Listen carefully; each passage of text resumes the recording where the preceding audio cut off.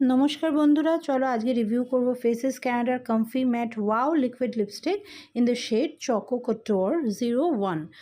আরও অন্যান্য শেডস আছে সুন্দর সুন্দর, তোমরা ট্রাই করে দেখতে পারো।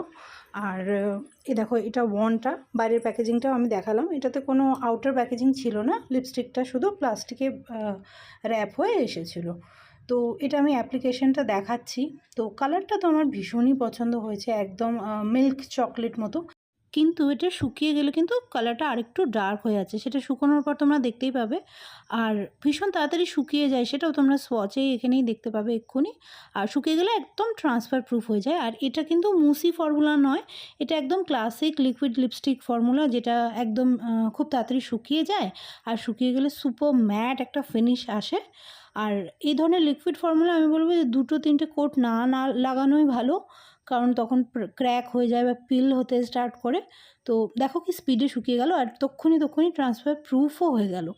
এবার আমি তোমাদের সঙ্গে ওয়্যার টেস্টটা শেয়ার করব। তো ধরো, যেদিনকে আমি ওয়্যার টেস্টটা করছি সেদিন সকালে 9:30 নাগাদ আমি লিপস্টিকটা প্রথম পরেছিলাম।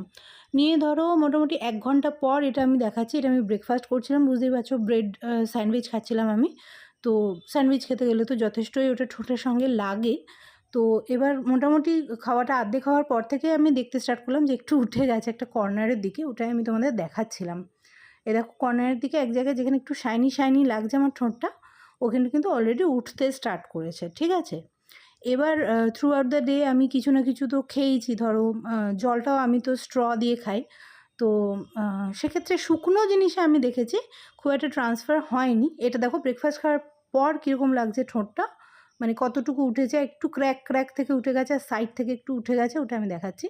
এটা ধরো আরও 4-5 ঘন্টা পর, এই ধরো 12টা নাগাদ, তখন আমি কফি খাচ্ছিলাম। তো গরম জিনিসে শুকনো জল যখন, শুকনো না ঠান্ডা জল যখন খাচ্ছি তখন খুব একটা উঠছে না, বাট কফির সময় কিন্তু একটু হলেও ট্রান্সফার হয়েছে, গরম জিনিসে ট্রান্সফার হচ্ছে।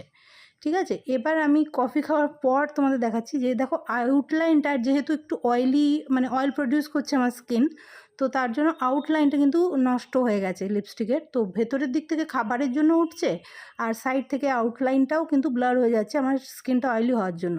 আর এটা কিন্তু স্মাজ প্রুফ না, আমি স্মাজ করেও তোমাদের দেখালাম, আর মোটামুটি ট্রান্সফার প্রুফও না। তো সেই অনুযায়ী বুঝে কিন।